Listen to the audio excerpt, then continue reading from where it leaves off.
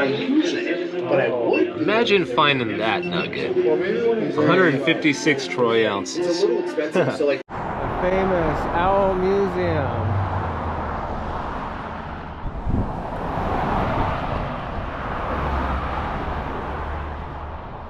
Here goes Chad.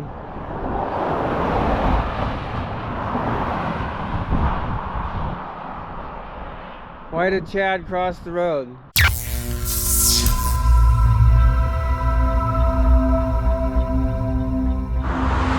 Ron with Mine Operator. I'm here at Dan's awesome museum. I'm here with Chad too, but we can walk up here. Check it out. Oh, there's a Mad Mining poster up there. Gold panning here. Gold pans sold here. The Owl Museum. Very cool. Chad's on his way. Check it out. Seldom Seen Slim was the mayor here. Oh no, he was mayor of Ballarat.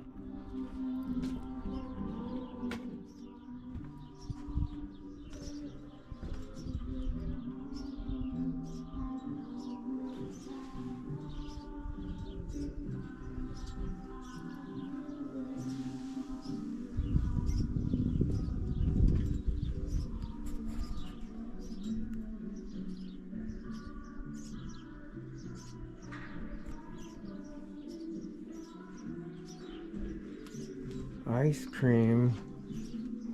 I think it's time for ice cream. Chad's gonna scream for ice cream.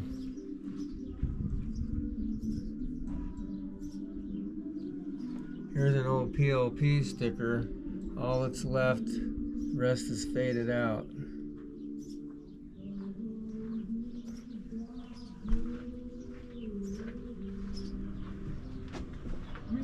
Okay, get to work. Here comes Chad. Hey, what are you doing? Hey, I'm giving Owl Museum tours today. Dan doesn't know it yet. I haven't even been here yet. Well, you gotta get here.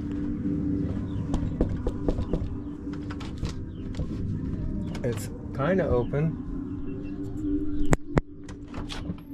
But I use it, but I would. Imagine finding that nugget. 156 troy ounces. It's a little expensive, so like. It's the largest known gold nugget found in Southern California. The Mojave nugget. There's rumors that where that was found was on the claim that we own out here. Mojave.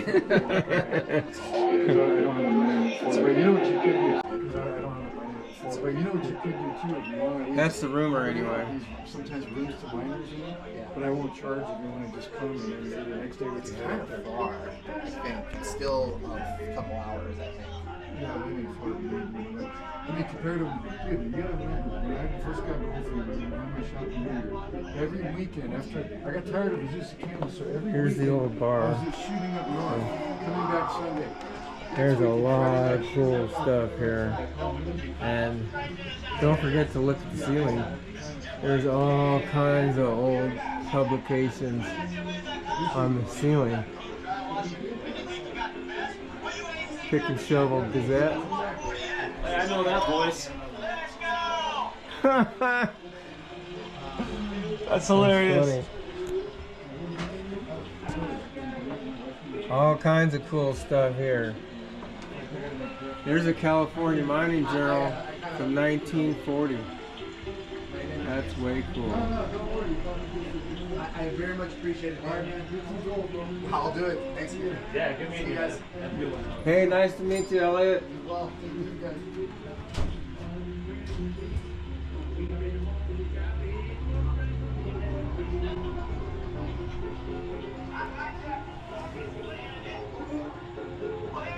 There's some genuine tokens from Nevada City, the gold rush, 10 cent, like a lot of them were like good for a cigar or a drink. There's one from Oroville.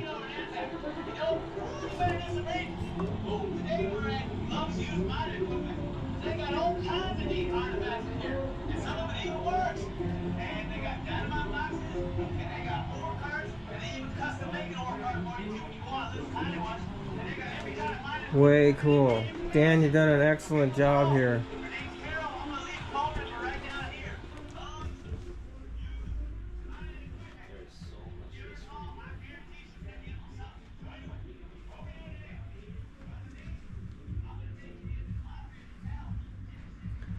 There's a whole nother room over here.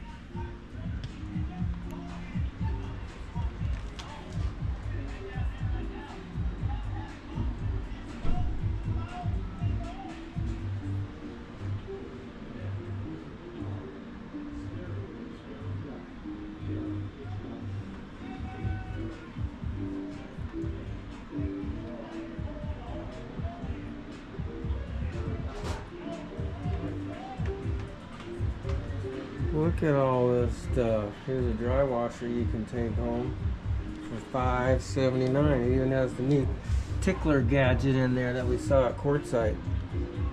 Mini puffer. That is a tiny puffer. I've never seen one that small.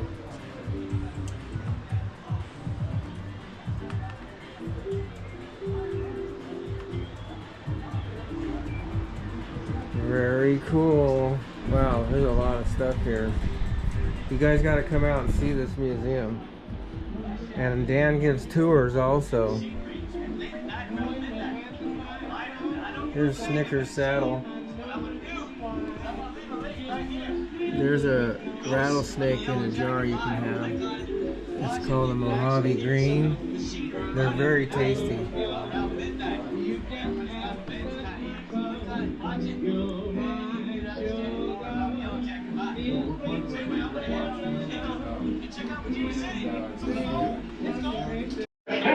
It's still a couple hours, I think. Yeah, then it's fine. I mean, compared to, dude, you gotta remember, just got go for every weekend. That's the thing. I got tired of just getting this way. So I was just shooting around cars. Next week, Friday,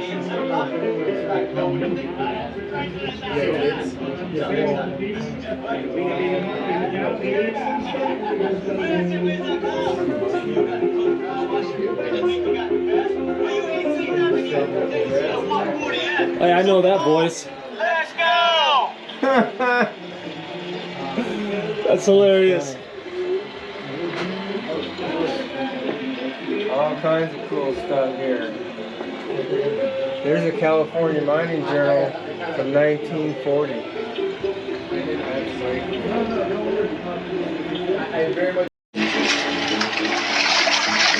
I can already see a lot of black sand down there.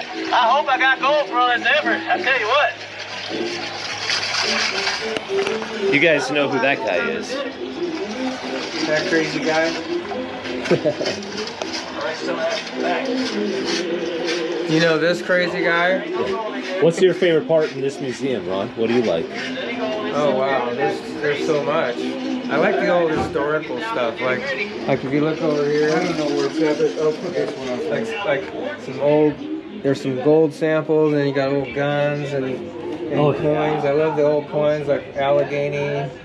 These old tokens from Oroville, Gold Rush tokens that they used. Absolutely. Because their coins were in short supply back then. So a lot of the saloons would make their own tokens. Yeah, those tokens can be really valuable, huh?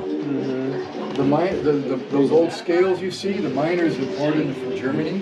Oh, okay. And of course, those are the Chinese scales right there. You see right there. See how they're made out of wood over there? Oh, okay. And they weigh their gold and their opium with those. I don't know how they use those things. Here's a mining journal from 1938. Oh, really nice. Yeah, they started during the Great Depression. Yeah. It's kind of neat that they're still around. This place is cool. There's so much history here. Check it out. Hey, there I am. Makes me think of my grandma. Oh yeah, there you go. It's hilarious. I have more hair than him.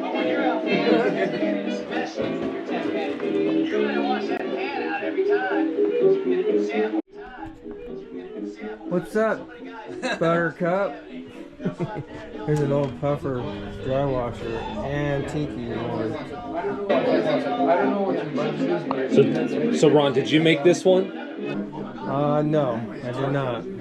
But I've used stuff like this.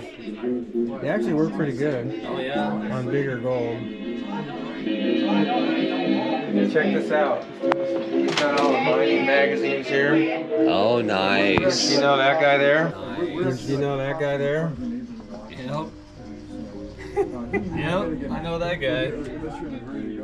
I mean, plenty of mining journals. These are the nuggets that I'm after right here. Yeah. 1 potato, 2 potatoes. This came from Washington. Wow. That's. Hey, were you able to see the show that they did? No. Yeah, Dave Turner, the Gold Rush show. They finally came out. It's a new series called America's Backyard Gold. Oh yeah, I've seen that. And I've seen the. Well, the one they did here, on the desert area in Randsberg and everything, it's called Desert Gold Boom. Did it air already? Yeah, it's already out. It's on Discovery Plus or YouTube TV. So, thanks, I appreciate it. Yeah. And you got my number if you want to. Let me know next time you go up to that creek. So I'm gonna, like I said, But let I'm me know headed what up there right now. I go there every year. That's what I usually do, but I would do You only it. go there once a year, or? That's what I usually. Here.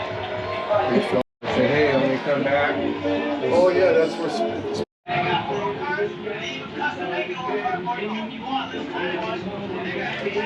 Way cool. Dan, you've done an excellent job here.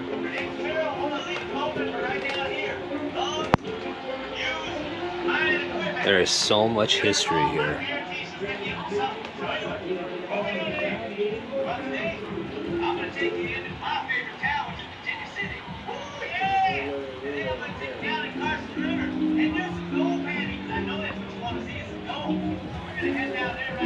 I'm here at the Owl Museum, Historic Owl Museum, with Dan Stanton. Dan, can you tell us a little bit about your place here? Sure. Well, kind of going back, I had a spy security shop in the LA area, Whittier area for like 20 years, and I ended up getting gold fever.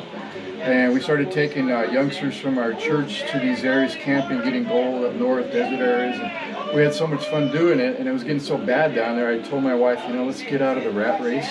I ended up giving my shop to my installer, and we got it, made her quit.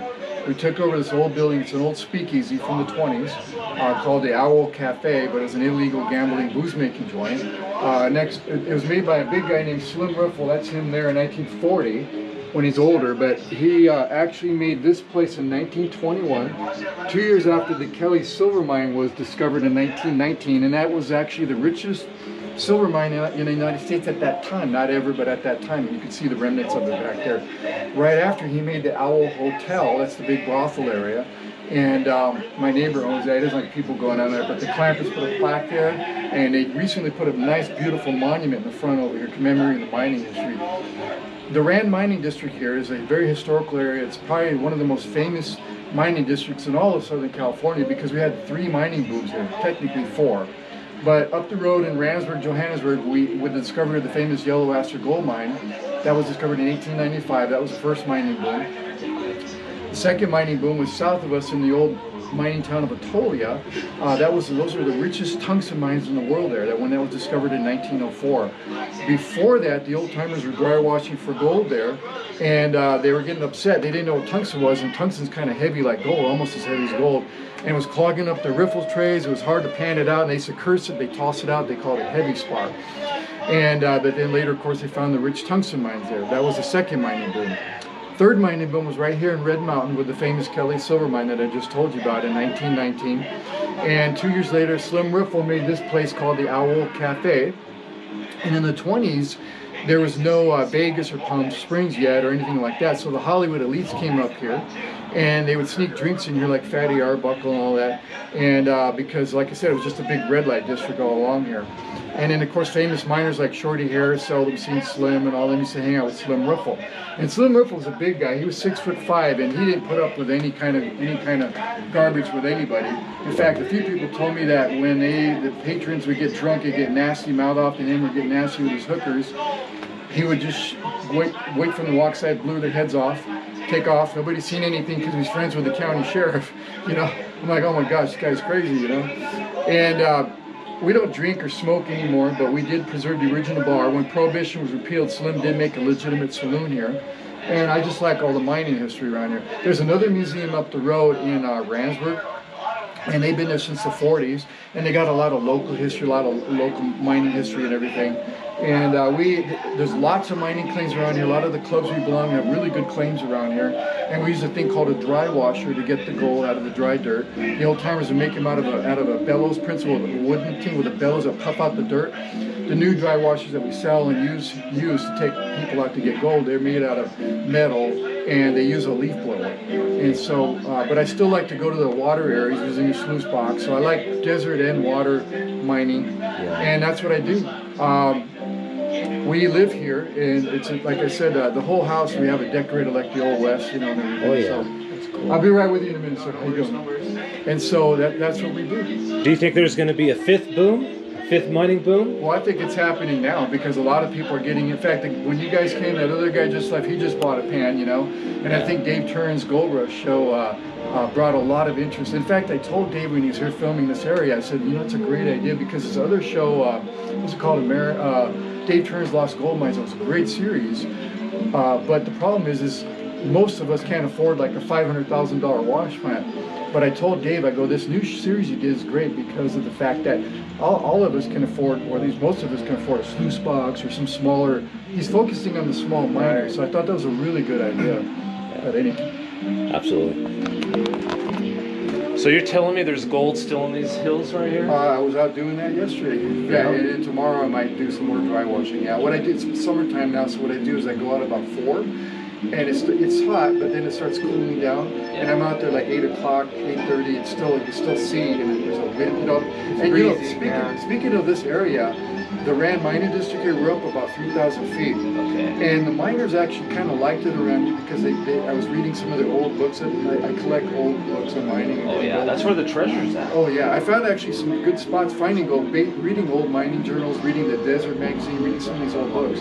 But I was reading miners that were up here, and they liked the Rand mining district area because it's more temperate. For example, when we go down into Ridgecrest or down into the other like Victorville, it's kind of lower down, so that heat just sits there like an oven. I kid you not, we can hardly wait to get out. Even at 10 o'clock at night, you come out of a Walmart, a cool Walmart, you feel like you stuck your head in the oven. I can hardly wait to get up here because it's kind of a breeze, it's cooler. Yeah, a little higher elevation. Yeah. So we get a breeze up here when I'm dry washing, and you know. That's perfect. Yeah, okay, I wanted to also show you this poster here. I love this poster. Well, I like that one too, but this is Slim Riffle's sister. She's sitting down right there. Her name was Betsy, and that's in 1934. And that's before the highway was paved. And I like that picture because it has this really cool like 30s look to it. Sadly, my wife and I had to put a fence in because all these damn druggies, you know, steal anything that's not nailed down. But that's a really interesting picture. And I wanted to share that with you because you know, you got to understand this stretch of Highway 395 is more, in my opinion, more historical than Route 66. You know why? Because not only did it start because of the miners going through here, but before that you had the pioneers coming from Death Valley Alley bringing supplies, and before that you had the pioneered Indians going through here. In fact, right here on the backside of Red Mountain, you have Indian petroglyphs and grinding stones, and people camp back there and everything. So that was one of the things I wanted to mention before I forgot. You know? Yeah, I'm glad you did. Wow. Big piece of history there. So you wanted to, this is kind of cool. This is one of the clipper ships that came around the Horn that would bring supplies and gold during the mining, you know, when the miners were getting gold in Northern California. And there's a lot of history. This particular clipper ship had a story behind it. But I was really fortunate to get this old model. It's kind of beat up, but it's a vintage model of that ship. That's cool. Yeah, and speaking of Gold Rush, right after the California Gold Rush, you had the Oregon Gold Rush, and that's original pack set. It was pretty beat up, but it's kind of neat, you know. Absolutely. I love old stuff. I love old movies, old cars, old clothes, old music, you know. I don't like new stuff with all this perverted stuff, you know. So if someone wants to get if someone wants to get started with panning for gold or dry washing, could they come into your museum and ask you questions? Oh yeah, they do it all. In fact, when you guys, like I said, when you guys came in, that's what that other guy was doing. I was telling, and I told him, well, come next time, we'll hang out, and he wants to know how to pan and sluice, and we do all that. But I can't get out a lot because I'm so busy here. And sometimes I do tours or take people out to get gold. Makes sense. All right. We'll have them come check out your museum. All right. So we're going to include a link to the website so you can see Dan's museum. Dan, what's the name of your museum? It's called the Owl Historic Owl Cafe, but it's a historical like a little mini mining museum. Yeah. And then we have the Rand Desert Museum up the road in Randsberg. I recommend both. All right. And the website is redmountainkellysilver.com, but mountain is abbreviated MTN. So RED Kelly, K-E-L-L-Y, silver.com, like Kelly Silver Mine, right? Because in fact, if you step out there, you can actually see remnants of the Kelly mine, the A-frame fell off. Oh, yeah. Or if you go up Red Mountain Road here, you can see it really, really clearly. Sorry, Ron, what was I was that? going to ask you, do you still do tours where you take people out and I teach do them how mining to dry tours. wash? You can see all that on the website, and we either do the tours or we take people out getting gold using a dry washer. Sometimes customers want to do both, but they have to get up early. Yeah. Now, if it's too hot or if it rains, I can't dry wash. Yeah. Well, I could dry wash if it hasn't rained in the summer, but we'd have to go out when it's like around 4 or 5, or really early. Yeah, but that's kind of hard to do that. It starts getting hot. Well, Dan, hey, we want to thank you for taking us on a tour of your museum here, taking time with us. And so we thank you guys for watching. Stay tuned for our next video. Bye.